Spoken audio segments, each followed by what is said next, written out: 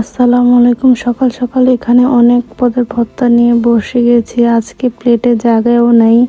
এখানে আমি ভর্তা দিয়ে বোয়া খাচ্ছিলাম। খাওয়া শেষে সকালে আমাদের চুলার পাড় এসে দেখি চুলার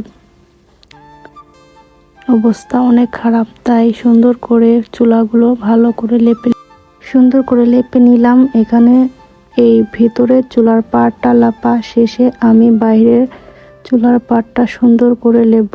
জীবনে ফার্স্ট এভাবেই আমি আজকে চুলার পাড় লেপেছি। কেমন হলো আপনারা বলবেন। মাশাআল্লাহ, আমার কাছে আমি কোনো চেষ্টা অপূর্ণ রাখিনি।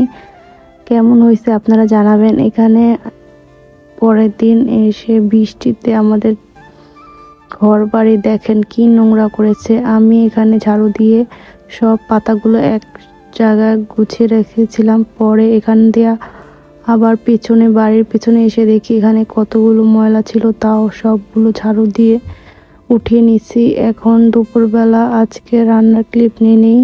এখানে দুপুরবেলা ডিম ভুনা আর ঢেঁড়সের ডাল রান্না করছিলাম।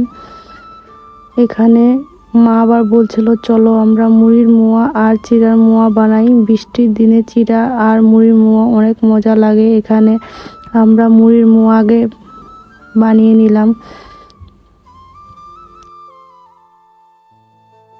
তাই আমরা তাড়াতাড়ি করে বানিয়ে আবার চিড়ার মোয়াও বানিয়ে নিলাম। এখানে আমার মামি শাশুড়ি এসেও আমাদের সাথে হেল্প করছিল আর আমরা সবাই মোয়া বানাচ্ছিলাম।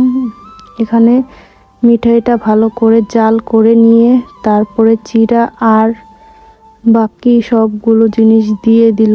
চলুন আজকে শেয়ার করি কিভাবে সুন্দর করে মোয়া বানানো যায়। এখানে পারফেক্টভাবে মোয়া বানানোর জন্য আগে মিঠাটা ভালো করে জাল করে নিতে হবে। আস্তে আস্তে জাল করে ভালো করে মিঠাইটা যখন ঘন হয়ে আসবে, তারপরে এখানে আদা কুচি করে অনেক কুচি কুচি করে দিতে হবে। তারপরে এখানে কালো জিরাও দিতে পারেন। দিয়ে ভালো করে ঘন করে জাল দিয়ে একেবারে আঠা আঠা করে নেবেন। তারপরে এখানে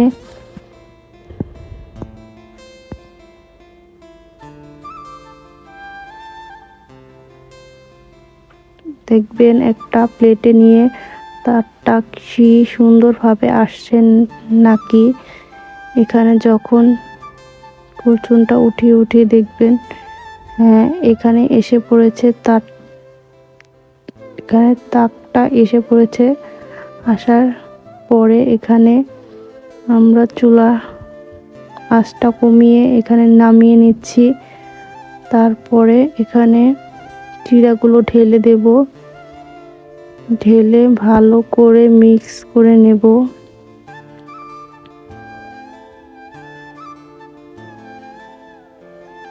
মিক্স করে সুন্দর করে ভালো করে মিশিয়ে নিতে হবে চিড়াগুলোকে মিঠাইয়ের সাথে।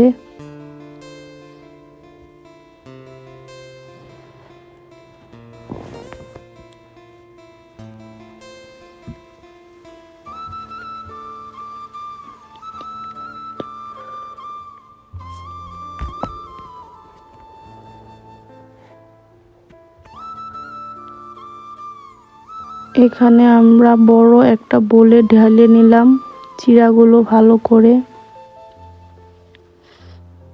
অনেক গরম ছিল তাই তাড়াতাড়ি এগুলো বললাম তারা শক্ত হয়ে যায়, তাড়াতাড়ি করে বানিয়ে নিতে হবে। আমরা হাতে পানি দিয়ে ভালো করে, গরম তো তাই ধরতে পারছিলাম না, হাতে পানি দিয়ে দিয়ে তারপরে মোয়াগুলো বানাচ্ছিলাম। মোয়াগুলো আমার শ্বশুর শাশুড়ি দুজনেই অনেক পছন্দ করে। এখানে দেখুন আমি বানাচ্ছিলাম, আমরা সবাই মিলেমিশে মোয়াগুলো গোল করছিলাম। গরম তো তাই খুলে যাচ্ছে, একটু ঠান্ডা হলে শক্ত হয়ে যাবে।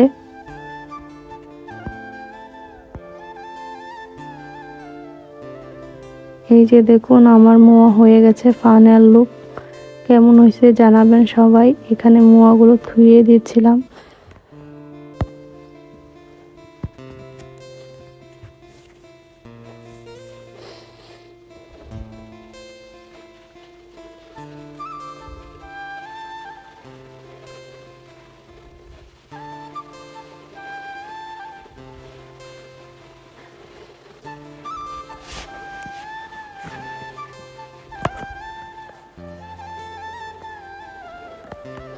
এই যে দেখুন ফাইনাল লুক জিরা আর মুড়ি মোয়ার।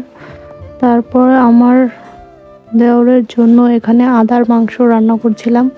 আমার শাশুড়ি মার হাতের স্পেশাল আদার মাংস। এই মাংসটা অনেক মজা লাগে খেতে। ছোট ছোট টুকরা করে এখানে আদার মাংসটা মা রান্না করে নিল আমার দেওরের জন্য, বিদেশ পাঠাবে তাই। এখানে সবগুলো আদা ভেজে সুন্দর করে নিয়ে এখন সব মশলা দিয়ে ভালো করে কষিয়ে নিবে।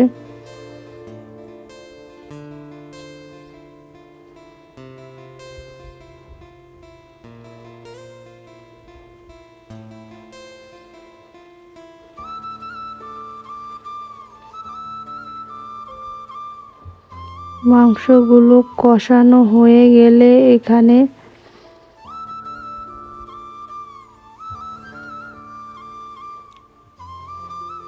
হালকা একটু পানি দিয়ে নিবে।